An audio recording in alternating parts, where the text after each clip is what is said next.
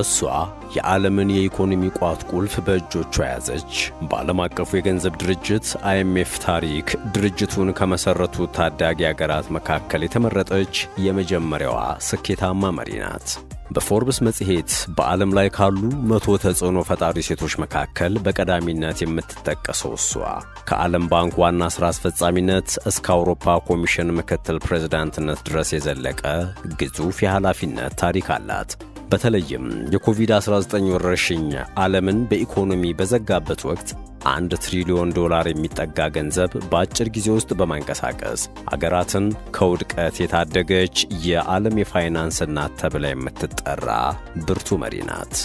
ጤና ይስጥልን ውድ የቻናላችን ቤተሰቦች፣ በዚህ ዝግጅት ከቡልጋሪያ ምስኪን መንደሮችና ከኮሚዩኒዝም ጭቆና ተነስታ ዛሬ የዓለምን የገንዘብ ቋት ወደምትመራበት ከፍተኛ ሥልጣን የደረሰችውን የክሪስታሊና ጆርጂየቫን የሕይወት ጉዞ እናጋራችኋለን።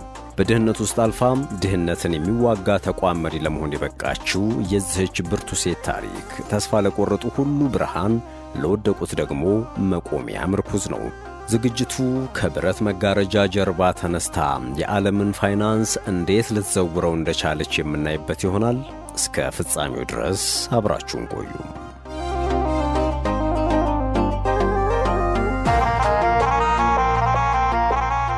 ከብረት መጋረጃ ጀርባ የሶፊያዋ ድምፅ።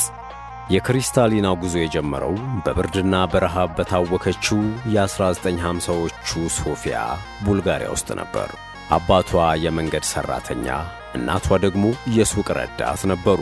ቤተሰቡ በታማኝነትና በጥረት የሚኖር ምስኪን ቡልጋሪያዊ ነበር። በዚያን ወቅት ብረት መጋረጃ በተባለው የኮሚዩኒስት አጥር ተከልላ በነበረችው አገሯ ሕይወት ማለት ረጅም ወረፋ፣ ባዶ ሱቅና የነጻነት ጥማት ነበር። እሷ ገና በልጅነቷ ለወተትና ለዳቦ በሌሊት ወረፋ ስትቆም ለምን ሕዝባችን ይራባል የሚለው ጥያቄ በልቧ ውስጥ እሳት ሆኖ ተቀጣጠለ። ይሄ ልጅነት ስቃይ በእሷ ውስጥ የማይበገር ጽናትን ፈጠረ። ድህነትን የሚጠላና ለፍትሕ የሚቆም ማንነት እንድትላበስ አደረጋት። በዙሪያዋ የሚታየው የምግብ እጥረትና የኢኮኖሚ መስቀልቀል ወደፊት ስለ ገንዘብና ስለ ሀብት ክፍፍል እንድታጠና የገፋፋት ትልቁ ምክንያት ነበር። ከቤተሰቦቿ የወረሰችው ታማኝነትና ትጋት ከጭቆናው ሥርዓት ከሚወጣው ተቃውሞ ጋር ተደባልቆ ዓለም አቀፍ መሪ ሊያደርጋት የሚችል ብርቱ መሠረት ጣለላት። በዚያ ዝግ ሥርዓት ውስጥ ሆና ዓለምን የማየት ጉጉቷም እጅግ ከፍተኛ የነበረው ክሪስታሊና ጆርጂየቫ በትምህርት ቤት ውጤቷ ሁልጊዜም አንደኛ በመሆኑ ጎልታ ትታይ ነበር። አስተማሪዎቿ ይህች ልጅ ወደፊት የሀገሪቱን ዕጣ ፈንታ ልትቀይር እንደምትችል ተንብየዋል። እሷ ግን ከሀገሯ አልፋ ለዓለም ድምፅ የመሆን ሕልም ነበራት። ያ በሶፊያ ጎዳናዎች የተጀመረው የትግል ሕይወት ዛሬ በሚሊዮኖች የሚቆጠሩ ሰዎችን ሕይወት የሚቀይር የዲፕሎማሲ ችሎታ መጀመሪያ ሆነ። ወላጆቿ ምንም እንኳን ሀብት ባይኖራቸውም ለልጃቸው የሰጧት ትልቁ ሀብት ትምህርት ካለሽ ዓለም ያንቺ ናት የሚል ተስፋ ነበር። እሷ ይህንን አደራ በመቀበል በመጻሕፍት መካከል ተቀብራም ሌሊትና ቀን ዕውቀትን መገብየት ጀመረች። በሀገሯ ውስጥ ያለው የፖለቲካ ውጥረትና የኢኮኖሚ ውድቀት ትኩረቷን እንዳይሰርቀው በከፍተኛ ዲሲፕሊን ራሷን አነጸች። ይህ ራስን የመቅረጽ ሂደት ነው ዛሬ የምናያትን ብርቱ የኢኮኖሚክስ ባለሙያ የፈጠረው። ይህ ወቅት የመጀመሪያው ምዕራፍ የክሪስታሊናን ስብዕና የሚቀረጽበት ወቅት ነበር። ከምስራቅ አውሮፓ ተነስታ የዓለምን የፋይናንስ ተቋም የመምራት ሕልሟ በውስጧ መጸነስ ጀመረ። የልጅነት አመለካከቷም በሀገሯ ከነበረው የኢኮኖሚ ውድቀት ጋር የተጋጨ ቢሆንም ያ መከራ ግን ለወደፊት ጥንካሬዋ ትልቅ ግብዓት ሆኗታል። በሶፊያ በረዶ ውስጥ የተፈተነው ጽናቷ ዛሬ በዓለም አቀፍ የፋይናንስ ቀውሶች ውስጥ በልበ ሙሉነት እንድትቆም ረድቷታል።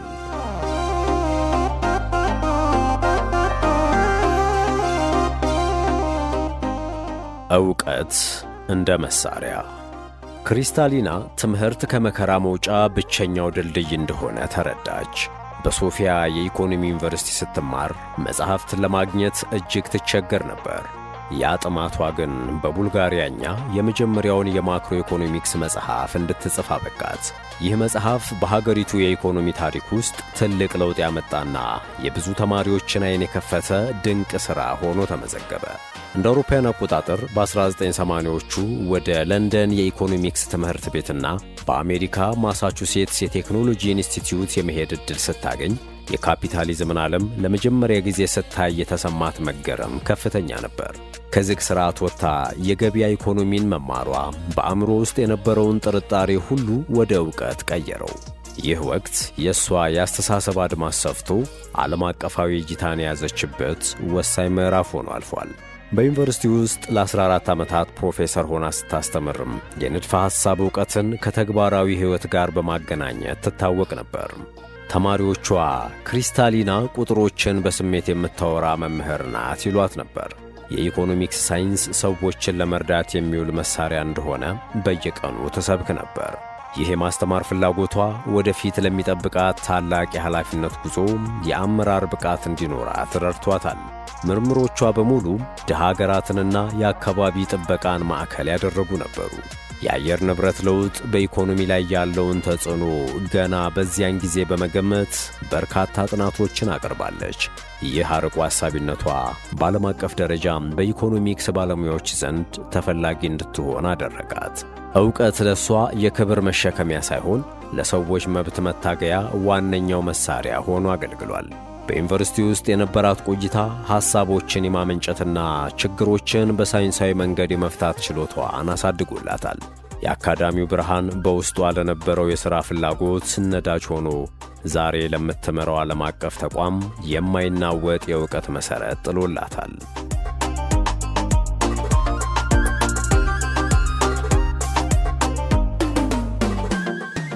የዓለም ባንክ ጉዞ እንደ አውሮፓውያን አቆጣጠር በ1993 የዓለምን ባንክ ስትቀላቀል ክሪስታሊና በቢሮ ተቀምጣ ቁጥር መደመርን አልመረጠችም። ይልቁንም ወደ ድሃ አገራት ሸለቆችና መንደሮች በመውረድ የሰዎችን ስቃይ በአካል ዳሰሰች። ከአፍሪካ እስከ ደቡብ እስያ ባሉ ድሃ መንደሮች እየተዘዋወረች ፕሮጀክቶች በትክክል ለሕዝቡ እየደረሱ መሆኑን ታረጋግጥ ነበር። ይህ የመስክ ሥራ ፍላጎቷ የልማት ተዋጊ የሚል ስያሜን አስገኝቶላታል።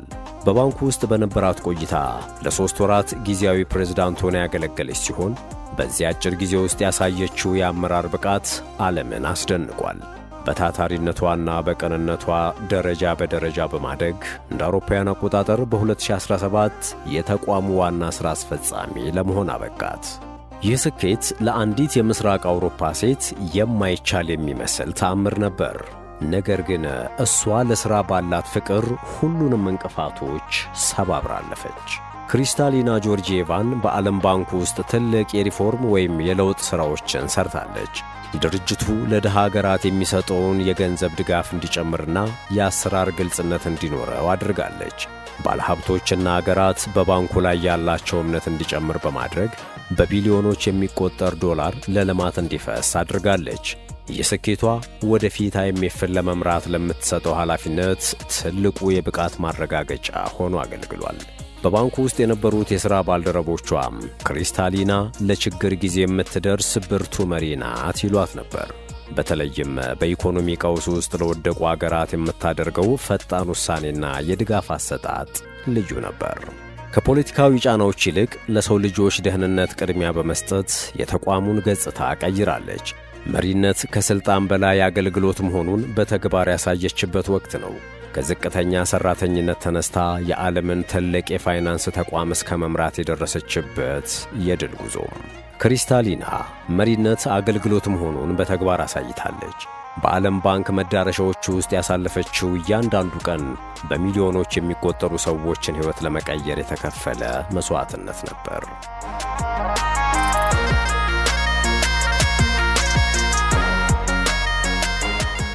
ሰብአዊነት በጦርነት ቀጠና። የአውሮፓ ኮሚሽነር በነበረችበት ወቅት ክሪስታሊና የአደጋ ጊዜ መላእክት ተብላ ትጠራ ነበር። በሄይቲ የምድር መንቀጥቀጥና በሶሪያ ጦርነት ወቅት በጭቃና በደም መካከል ሆና እርዳታ ስታስተባበር ታይታለች። ተጎጂዎችን ስታቅፍና ስታጽናና የሚታይባት ያ ርኅራኄ መሪነት ከሥልጣን በላይ የልብ ትርታ መሆኑን ለዓለም አረጋገጠ። በቢሮ ተቀምጦ መመሪያ መስጠት የእሷ ባሕሪ አልነበረም። እሷ ያለችው ከአደጋ ተጎጂዎች ጎን ነበር። በአውሮፓ ኅብረት ውስጥ ሰብአዊ እርዳታን በበላይነት ስትመራ፣ እርዳታው ለተገቢው ሰው መድረሱን ለማረጋገጥ ራሷን ለአደጋ አጋልጣ ትሠራ ነበር። በጦርነት ቀጠናዎች ውስጥ እየተዘዋወረች የቆሰሉትንና የተራቡትን ስትረዳ የሚያዩት ሰዎች ይህች ሴት የአውሮፓ እናት ናት ይሏት ነበር። የሰብአዊነቷም በፖለቲከኞችና በሕዝቡ ዘንድ እጅግ ከፍተኛ ተወዳጅነትንና አክብሮትን አስገኝቶላታል። የአውሮፓ ኮሚሽን ምክትል ፕሬዝዳንት በነበረችበት ወቅትም የአውሮፓን በጀት በከፍተኛ ዲሲፕሊንና ታማኝነት መርታለች። ሙስናን በመዋጋትና የሕዝብ ግብር ለታለመለት ዓላማ እንዲውል በማድረግ ረገድ ያሳየችው ጽናት የሚደነቅ ነበር። እርሷ ለሥርዓትና ለንጽሕና የነበራት ጥብቅነት ተቋሙ ይበልጥ ውጤታማ እንዲሆን አድርጓታል። በበጀት ስሌቱ ውስጥ ሰብአዊነትን በማካተት አዳዲስ አሰራሮችን ዘርግታለች። በንግግሯ ሁሉም ስለ ተጎጂዎችና ስለ ምስኪኖች ታነሳለች። ቁጥር ስናነብ በስተጀርባው ያሉትን የሰዎች ሕይወት መርሳት የለብንም ትላለች። ይህ ፍልስፍናዋ በአውሮፓ ፖለቲካ ውስጥ ትልቅ ተጽዕኖ ፈጥሮ ነበር። በሥራ ባልደረቦቿ ዘንድ የህሊና መሪ ተብላ ትታወቃለች። ክሪስታሊና የፋይናንስ ዕውቀቷን ከሰብአዊነት ጋር በማጣመር በሚሊዮኖች ልብ ውስጥ ትልቅ ቦታ አግኝታለች።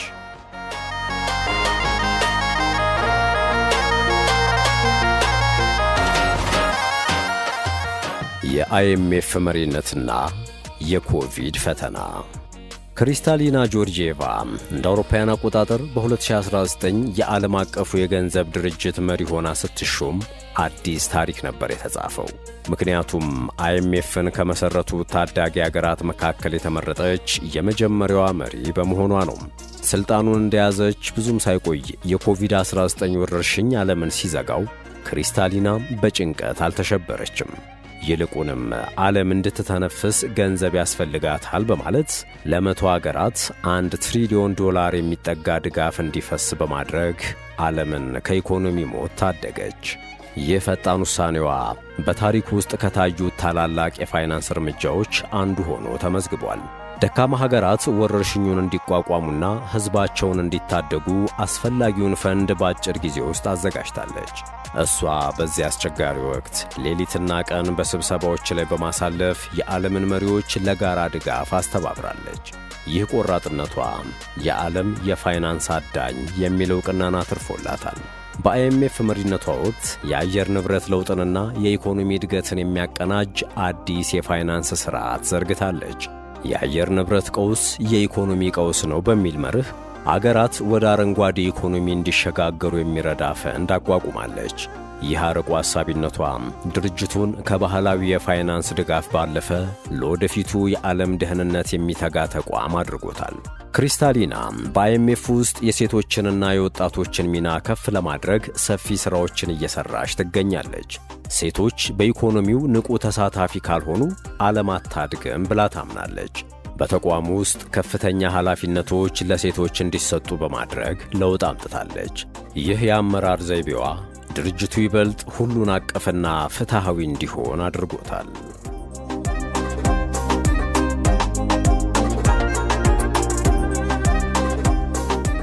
የአየር ንብረት ቁጭት። ክሪስታሊና የአየር ንብረት ለውጥ ቁጥሮች ሳይሆኑ የልጆቻችን ዕጣ ፈንታ ናቸው ትላለች። ዓለም በአየር ንብረት ቀውስ ስትታወክ እሷ አገራት ወደ አረንጓዴ ኢኮኖሚ እንዲሸጋገሩ ከፍተኛ ግፊት እያደረገች ነው። ይህ ሥራዋ የሚመነጨው ለወደፊቱ ትውልድ ካላት ጥልቅ ፍቅርና አደራ ነው ይሏታል። ደካማ ሀገራት የአየር ንብረትን ጉዳት እንዲቋቋሙ ልዩ የፋይናንስ ድጋፍ እንዲያገኙ አድርጋለች። እሷ ተፈጥሮን እንደ ትልቅ የኢኮኖሚ ሀብት ታያለች። ደኖቻችንና ውቅያኖሶቻችንን ካልጠበቅን ዓለም አትበለጽግም የሚል ጽኑ አቋም አላት። የአየር ንብረት ለውጥን የሚዋጋ ኢኮኖሚን ለመገንባት በዓለም አቀፍ መድረኮች ላይ ድምጿን ከፍ አድርጋ ታሰማለች። ይህ ራዕይዋ በሚሊዮኖች የሚቆጠሩ ሰዎችን ሕይወት ከአደጋ ለመታደግ ያለመ ነው። በንግግሯ ሁሉ ስለ ልጅ ልጆቿ ታነሳለች። የምንሠራው ሥራ ለልጆቻችን የምናቆየው ዓለም ላይ ተጽዕኖ አለው ትላለች። ይህ ሰብአዊ አቀራረቧ ብዙ መሪዎችን ልብ እንዲገዙና ለአካባቢ ጥበቃ በጀት እንዲመድቡ አድርጓል። ክሪስታሊና ፋይናንስና ተፈጥሮን በማስማማት ረገድ የዘመናችን ትልቅ መሐንዲስ ተብላ ትጠራለች። እሷ የምታስተዋውቀው አረንጓዴ ፋይናንስ ዛሬ የብዙ አገራት መመሪያ ሆኗል። ታዳጊ ሀገራት በብክለት ሳይሆን በታዳሽ ኃይል እንዲበለጽጉ አይኤምኤፍ ቴክኒካዊና የገንዘብ ድጋፍ እንዲያደርግ መርታለች። ይህ ጽናቷ ዓለም የተሻለችና ጽዱ እንድትሆን ትልቅ ተስፋን ሰጥቷል። ክሪስታሊና ለወደፊቱ ትውልድ የምትተጋም ብርቱ አያትና መሪ ናት።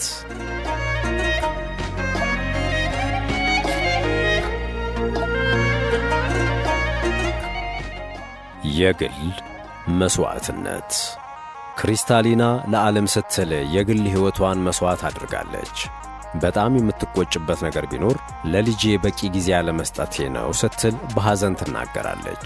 በሥራ ብዛት ምክንያት ከቤተሰቦቿ ርቃ ብዙ ጊዜያትን ብታሳልፍም ዛሬ ግን ለልጅ ልጆቿ የተሻለች ዓለምን ለማቆየት ሌትና ቀን ትተጋለች። ያ በልጅነቷ ያጣቸውን ቤተሰባዊ ትስስር ዛሬ ለዓለም በሚሰጥ ፍቅር ለመተካት ትጥራለች። ባለቤቷ የሕይወቷ ትልቅ ድጋፍ ነው። እሷ በሥራዋ ስኬታማ እንድትሆንና ዓለምን እንድትዞር ከጀርባ ሆኖ አበርትቷታል። ክሪስታሊና በሥራዋ የብረት ሴት ብትባልም በቤቷ ግን አፍቃሪ እናትና አያት ናት።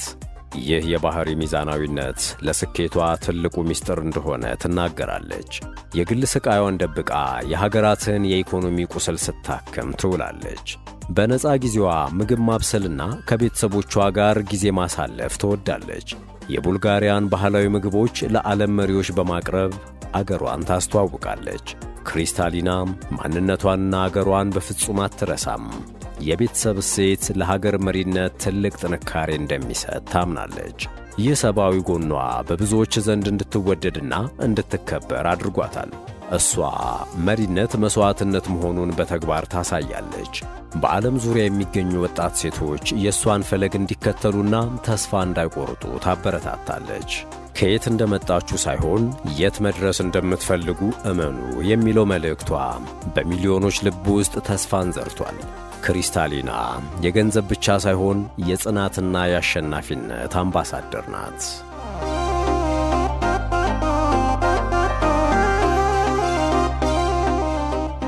ዘላለማዊቷ መሪ። ዛሬ ክሪስታሊና ጆርጂዬቫ የዓለም የፋይናንስ ሕሊና ሆና ትታያለች። በአይኤምኤፍ ኮሪደሮች ውስጥ የምትራመደው ይህች ብርቱ ሴት በልቧ ውስጥ ያችን ለዳቦ ወረፋ የቆመች ምስኪን ልጅን ይዛለች። ታሪኳ ከድህነት ወደ ብልጽግና የተደረገ ጉዞ ብቻ ሳይሆን ተስፋን የመዝራት ጥበብ ነው። እሷ ለዓለም የምትሰጠው ብርሃን ዛሬም እንደ ትላንቱ ደምቆ ይታያል። እንደ አውሮፓውያኑ አቆጣጠር በ2024 ለሁለተኛ ጊዜ ስትመረጥ ዓለም ዳግም አመነባት። ዓለም በአርቲፊሻል ኢንተለጀንስ ወይም ኤአይ እና በዲጂታል ፋይናንስ ስትቀየር እርሷ አሁንም መሪው ላይ ናት። ታዳጊ አገራት በዕዳ እንዳይጨቆኑ የምትታገልበት ያ ወኔዋ ዛሬም ትኩስ ነው። ክሪስታሊና የዓለምን ኢኮኖሚ በታማኝነትና በብልሃት እየመራች ትገኛለች። ምንም እንኳን ከአንዲት ትንሽ አገር ብትነሳም በሐሳብና በሥነ ምግባር ግን ዓለምን የምትመራ ግዙፍ መሪ ሆናለች። እሷ የሰው ልጅ የጋራ ብልጽግና ተስፋና ምልክት ናት። የክሪስታሊና ጆርጂዬቫን አስደናቂ የሕይወት ጉዞም ጥብቅ የአመራር ብቃትና የርኅራኄ ፍልስፍናን በዝርዝር የቃኘንበት መሰናዶ ይህንን ይመስል ነበር።